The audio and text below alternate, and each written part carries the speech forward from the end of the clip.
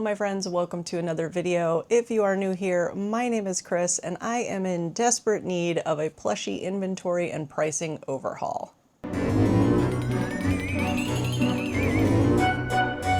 So that is what we are going to do today. I have mentioned in several videos how I really need to go through all of my inventory, take a look at the pricing and make some adjustments because I know that there are certain things that I've priced that were underpriced for the effort involved and materials used. So I've been really wanting to do this, but also really dreading doing this at the same time. I did this once before last year, and it was actually really helpful to take a look at everything in comparison to each other that was within the same price bucket. So it's something that I know I really need to do. So we are going to do that today. We are also going to take a look at what my overall totals and everything are because I do not have any idea right now of how much I have in inventory as far as count or in dollar value. I also want to compare how my buckets line up. I did a video a little while back, I'll link it up here, where I had AI help me create buckets for my pricing and what percentage of my inventory should be in each of those price buckets. So I want to go back and take a look at what those buckets were and compare it to my current inventory so I can identify any gaps. I'm going to guess that I'm pretty close in some of the price groups, but again, I haven't looked at it in a long time, so I'm really not sure. After we go through all that, I will show you this week's makes and we will talk a little bit about what my strategy is going to be to fill any gaps that I need to fill for my market, which is in 8 weeks. All right, let's go grab all of my inventory and take a look at where we are today. All right, so we're in my living room. I printed out my inventory from Square. It's sorted by price range. And then what I did was take some scraps of paper and write down the different price buckets on here. I am going to set these pieces of paper all around my two market tables. I got my third table there just in case, and put all of the plushies from all the bags into all of these price buckets and see if I can figure out what prices need to change. All right, so I quickly realized I don't need all of the duplicates out, so I tried to pull a lot of those. So I have one of each of the item that I need to price. Let me show you what we're looking like. All right, so for $5 is generally just my minis bin. I'm thinking about increasing that to 6 and doing like a 2 for $5 deal, but I haven't decided that. For $7, a little bit more time consuming are these guys. I only have ever made one of each of these just as a test, and I ended up doing these in blanket yarn. So I'm thinking about tossing them in the minis bin just to kind of get rid of them. What do we all think about a clearance bin? I don't know how everybody feels about that. I haven't done one of those yet. For $8, we have these little guys. For 10, like my bees, zombies. This guy should probably be more. He's more work, but we'll circle back to that. These probably should be as well, but I don't intend on making these ever again.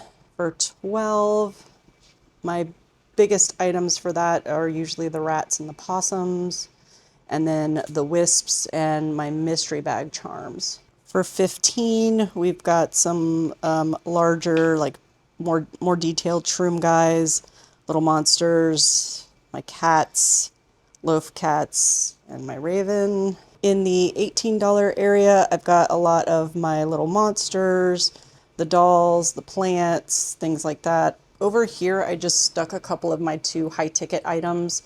So my Light Up Forest Guardian, which I think I have 65 priced on it. And then I have the Zombie Dragon right now priced at 60. He's going to probably change as well. In the $20 area, I have a couple of these bats in the bag. And this little guy. 25, I have this hippo that I don't like at all. 30 seems to be the popular pile. So I've got snugglers, splooters, shelf dragons, large bees. I think a good deal of these guys need to change. And then in the lonely $35 category, I have this one little will dragon. He definitely was a lot more work, but when you look at these two side by side, I've got him for 30 and him for 35. And it just doesn't make sense. So definitely need to make some changes here. And then this whole pile is new stuff that I haven't priced yet. So this is all stuff that I've made that I need to figure out pricing on. I also have Jack Skellington over here. I'm not even sure I'm going to sell him. I haven't decided what I'm doing with that yet, but I'm going to now work on figuring out where these guys go and moving stuff around. Okay, I was dreading doing this for a reason. kind of don't know where to start. I think what's weird is I don't like some of these things and don't really even want them in my inventory anymore, but that's okay. So I think what I need to do is get rid of some of these categories that only have like 1 or 2 items. It doesn't really matter because they ring up. I'm thinking out loud. I don't know what I'm doing with myself. I really am resisting doing this. Let me price things that don't have a price first. Let's start there. Or maybe we should start in this $30 bin because it's really the one that needs to move around the most. The other thing that I think is important to mention is I include tax in my pricing. So I need to keep that in mind because a lot of these do need to raise simply for that reason.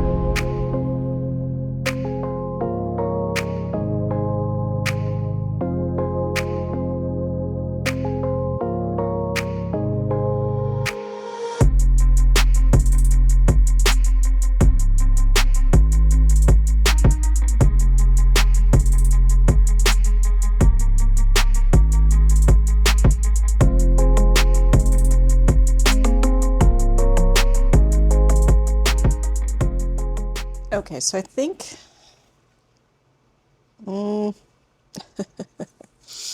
every time I look down, I want to change something, but I think I'm in an okay spot, and I'll tell you what I'm thinking about. Let me switch you around. Okay, so I'm definitely going to move these 2 guys into the minis bin, and I do think I'm going to do 6 each or 2 for 5.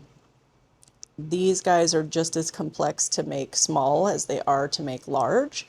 I just was doubting myself because they're so small. I don't know that I'm going to make a ton of these. I might just let it ride with what I have and that's it because I don't love making them all the time, so we'll see. I'm going to eliminate the $7 category. I scooted some stuff over into 8. So I think these guys are well worth it for the time to move into the $8 category. That's this guy and the popping mushrooms. I don't have a ton of those, so I might going forward just make them in blanket yarn so they're a little bigger. And then I moved this guy down. I don't love how he ended up looking, and I feel like he can kind of go with the mushrooms. So he was in the $10 bucket. I'm just going to move him to 8 because I just have the 1. And then the $10 category, nothing came out of here other than moving that frog guy. I did add the swoop the bats in here. I originally had them in the 12, but I feel like they'll be fine in the 10. The profit margin on them is really good. They were so quick and they're only a couple bucks in materials. So I think I'm going to leave them in 10 and see how they go. And then $12 category, nothing has changed here. These little guys I considered moving. Nobody really knows what they are because they're just, a random kind of sprite. So if they don't sell this time around, I might scoot them down or like I said, do some kind of clearance bin. $15 category, nothing really changed here. I brought a few people from the 12 over here. So I brought these popping guys from the 12 to 15. They're a lot of extra work and I think it's well worth it. I ended up putting Gustav the gargoyle here. I debated making him 18, but I decided to eliminate the $18 range, so I fit him into the 15. I moved everything that was 18, we are moving up to 20. The more I looked at these and thought about the complexity involved and what I was doing with all of them, they really should be more in the $20 range, so they're going to bump up to that. This is my current $25 range, so I added that extra gargoyle here. He's more work, but I don't think I'd get more for him, so he's going to stay here. I just have the 1. I put my little sleeping dragon here. I know I've seen people charge more, but he's very petite. I just didn't think it made sense. I put my cat familiar in the witch hat in 25. I really debated moving that to 30. I'm gonna move it to 30. So that brings us to 30. I I have the smaller dragon, shelf dragon there. I've got the same stuff that was already here. This was a new one. This dragon I used to charge 25 for, so that's moving up essentially. I just didn't have a tag because he was new. Snugglers staying 30. My $35 category has expanded. I pulled a bunch of stuff from the 30 over here. So the bees going up to 35. These spluters are going up to 35. The larger shelf dragon will be 35.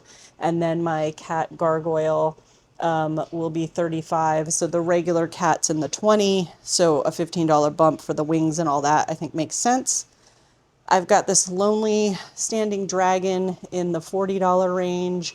I debated dropping him to 35. I still might do that just for sake of smaller price buckets, but we'll see. He wasn't that difficult, and I don't love him. I don't plan on making. Yeah, I'm gonna put him in 35. Deciding on the fly. He's probably a $40 make, but I'm not gonna make him again, and I just kind of want to see him go. This is the $60 bucket, so I am putting the Manticore at 60. I had the dragon at 60. I'm going to leave him there. If I do choose to sell Jack Skellington, he'll probably be 60 as well. I think it's fair. I need to look him over and see if I feel comfortable with selling him, and I usually don't have anything that's really mega licensed, so thinking about that one. I have the Forest Guardian, who's already priced at 65.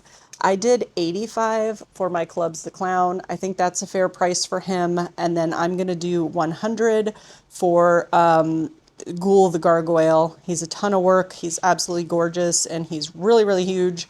So I think it makes perfect sense. So he's going to be priced at 100. All right, so I think I have everybody in buckets that I'm happy with. I need to pack these guys up. I have my inventory list printed like I showed you. So I'm going to write down the new price for anything that's changed. That way I can log that in Square. I can get new barcodes printed. A lot of these guys need new tags and things like that. So I'm debating how to pack them up because I usually bag them by the section of the table that they go in, but a lot of them need to be updated tag-wise. I think I'm still going to do that. I'm going to put them all where they go, and then when it's time, I will sit down and re-tag everything. I'm not doing that today, so I still want to give myself time to think, and you still let me know if you think any of these are too low or too high in the comments. Yeah. So I'm going to go ahead and pack these guys up, and I will check back in with you in the office. All right, after getting the plushies put away, I sat for a few minutes with my spreadsheet, entered all of the price changes, and put some formulas in so that we could take a look at our current totals. Where we stand now is I have 183 total items, and the total dollar amount for all of that is $2,776. I'm actually really pleased with that. The reason you didn't see 183 things, I think I said it when I was out there, but I didn't put everything on the table. I just put one of each to represent the item in the given price bucket. But I didn't think that I had 183 items. So I'm really excited about that. And I don't know if I ever knew. I've got to look back. I don't know if I ever really knew my totals going into a market as far as how much in inventory I was bringing dollar-wise. I feel like I should have, but I don't remember what it was. Either way, I'm really happy with over $2,500 worth of inventory going into the market. This market, the last time that I did it, I want to say I brought home around $1,500 in sales. So, you know, even if I was to do that or do even better than that, I feel like I have an adequate inventory. It doesn't mean that I'm not going to want to fill in any gaps that I have and make certain things that I really, really want to make.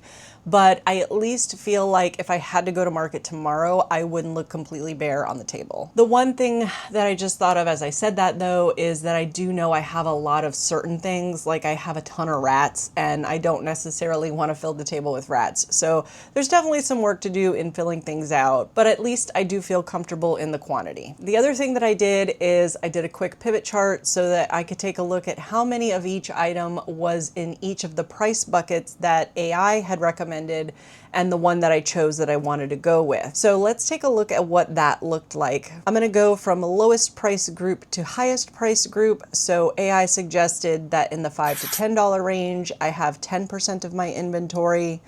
The $12 to $20 range, 25% of my inventory. The $25 to $40 range was the big chunk at 45% of my inventory. The $45 to $60 range would be 15% of my inventory, and 75 and over would be 5% of my inventory. Before doing this exercise, I thought I was going to be pretty close to these buckets. I knew I probably had a little more than 10% of my inventory as the smaller items, but I figured for the most part, in looking at how many things were in like my $30 and $35 range, that I was probably hitting a good chunk of that 45% of inventory being between $25 and $40. However, when I actually did the calculations, I was quite surprised how far off I was. Let's go through what my actuals were as compared to what I was aiming for. Right now, 44% of my inventory is in the $5 to $10 range, which is insane. And 40% of my inventory is in the $12 to $20 range. So that means 84% of my inventory is between $5 and $20. 13% is in that $25 to $40 sweet spot. 2% is in the $45 to $60 range. And 1% is in the 75 and over range. I was really, really shocked at this number. I did not think this was going to be the case. And I think, again, it's because when I set everything out on the table, individual items looked more because they're bigger and just because I didn't put all of the items out. If I piled everything that really is $5 or really is $10 on the table, then obviously it would have looked like a lot more volume than I was thinking in my head, just because I was simply looking at, 6 or 8 things here versus 20 things over here, not realizing that the 6 or 8 is only representative of a fraction of the actual count of items that were sitting over in the bags. So I really am kind of shocked. When I did this, I redid it again because I was like, that can't be right, that can't be right. I don't know that I'm going to do a heck of a lot to fix this in 8 weeks. And I don't know, when I say fix, I don't know that it needs to be fixed. This was just a fun goal that I was trying to set up based off of what the AI results were to see what would happen. I do think I am going to focus on that $25 to $40 range with all of my makes, except for I am definitely going to do the one large make by Creature Made, the Plague Doctor. I am like drooling over this thing. I need to do it. So I'm definitely going to do that. And that will help get my 75 and over a little higher in my percentage.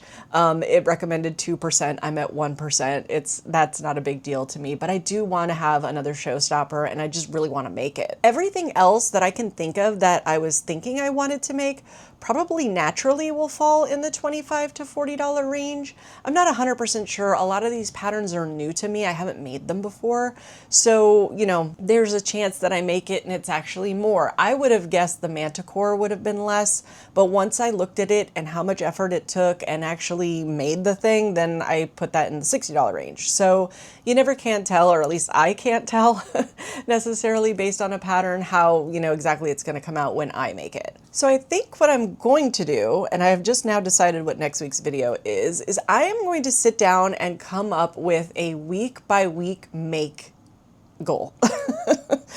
I am going to, because there are some small things that I wanted to make and I want to have there. I know I don't need them from a quantity standpoint, but if I plan those like the last week or two before the market and I achieve the rest first, then I think that's fine, because I I definitely know on my list were voodoo dolls. I use Robin at Knotting Hooks pattern for that, and I really do love that voodoo doll, and it is quick, and I wanted to have at least 3 of them at the market. I put little bamboo skewer like things in it and people love it. So just little things like that I already had in mind that I wanted to make for this market. But I think what I'm going to do is strategically try to plan the next 8 weeks out for the market and see if I can achieve those makes, which would be kind of fun, and also just kind of stay in that $25 to $40 category to see how much this number will change by the time the actual market happens. So if you're interested in seeing that, subscribe, because we've just decided that's next week's video. We're going to plan that out together, and then we're going to try to execute it over the next 8 weeks. But in the meantime, let's go over this week's makes. Our first one is the Devil Bear by Over My Dead Stitches. This is a free pattern from Instagram. I made this last year, and last year I used Naughty Pony, and it sold very quickly at my market. I decided this time to use Parfait Plush. I really loved this color combination. I talked about this when I made the standing dragon. I just love this deep red burgundy color with the black accents. So this is my devil bear. He's got hand painted eyes. These are my red blood moon eyes. And he came out awesome. I really do love him. I remembered, I took bad notes though when I made him last time. He's got a very awkward head, you know, and eye placement. And at first I was like, no, I need to scoot these. And then I remembered it's kind of because of how the horns are placed more, you know, on the forehead and stuff like that. So the one thing I did differently, I gave him little eyebrows because I just like how that looks. He's got a little flocked nose. These are 30 millimeter eyes, by the way. This is yarn under 6.5 millimeter hook. And I actually put a little bit of yarn in the top and strung down and pulled to try to kind of curve these guys a little bit. The pattern is a straight cone. And that's where I was saying I made some bad notes because in my pattern, I wrote curved horn, but then I just executed it and I didn't remember to kind of add some increases, decreases to kind of give a little curve to it naturally. So, but yeah, he's got his little wings on the back. Super soft and luxurious because he's parfait plush. I will say this skein of parfait plush sucked. It was so sheddy. Fluff was everywhere, and I wanted to originally make this, and I was kind of thinking I would do a theme of these colors for the week, and the next thing I was going to make was the Baphomet that I want to make in this color scheme. I just couldn't do it with this yarn anymore. I was like, I need a break from you. So he is done. My next two were actually influenced by Maddie from Granny by Nature. She recently showed that she made the newest pattern from Cable and Canvas, which is Harlow the Honey Bear. So it's a little popping bear inside of a honey jar. If you're thinking to yourself, Chris, you made a popping bear in a honey jar? No, of course I didn't. I'm not the kind of person who makes a bear in a honey jar. But when I looked at that and she held it up, I saw a cat in a cauldron. That is what I saw in my brain. I immediately went to Etsy, I bought the pattern, and we made a cat in a cauldron. So let me show you my cat in a cauldron. So this is my little cat in a cauldron. He's popping.